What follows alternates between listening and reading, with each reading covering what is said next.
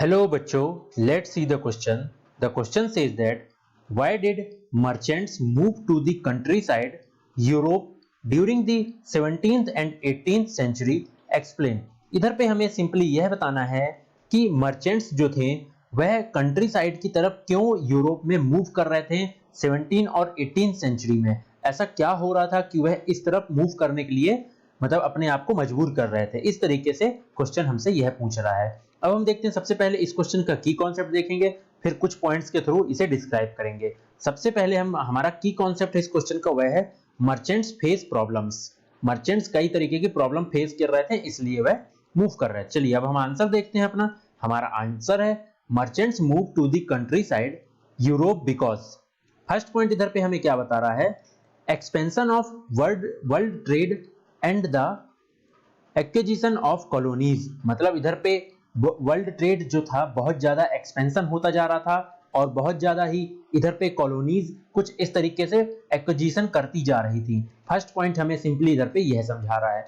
Second point हमें क्या बता रहा है, सेकेंड पॉइंट हमें इधर पे सिंपली यह बता रहा है कि powerful urban crafts and trades guide guilds did not allow expansion of production in towns. मतलब जो पावरफुल अर्बन क्राफ्ट्स जो थे वह नहीं मतलब अलाउ नहीं कर रहे थे एक्सपेंशन करने का प्रोडक्शन और मतलब टाउन की तरफ नहीं आने दे रहे थे मर्चेंट्स को। कुछ इस तरीके से यह प्रॉब्लम भी फेस करना पड़ रहा था मर्चेंट्स को। सेकेंड पॉइंट हम पे सिंपली यह बता रहा है।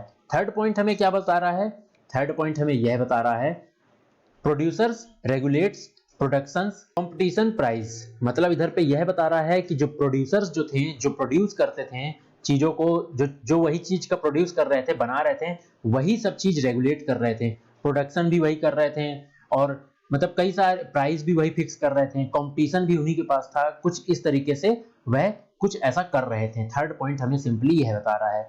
और अब हमें थर्ड पॉइंट फोर्थ पॉइंट इधर पे क्या बता रहा है, फोर्थ पॉइंट बता रहा है rulers also granted different guilds the monopoly right to the producers and trade in specific products. इधर पे फोर्थ पॉइंट हमें सिंपली इधर पे यह बता रहा है कि जो रूलर्स थे वह ग्रांटेड थे डिफरेंट टाइप्स की गिल्ड्स पे, मोनोपोली उनके ऊपर लगी हुई थी, राइट टू प्रोड्यूस के लिए इधर पे उन्हें बोला जा रहा था और ट्रेड स्पेसिफिक प्रोडक्शंस इधर पे किया जा रहा था।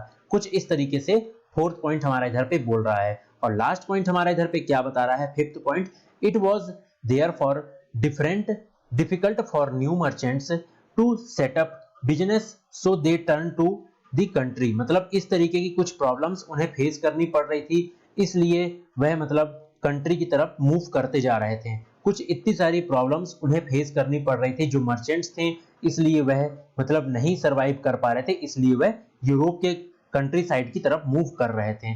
तो इधर पे हमने 5 पॉइंट के थ्रू इस क्वेश्चन को डिस्क्राइब करने की पूरी कोशिश करी। I hope you understand it well. Best of luck.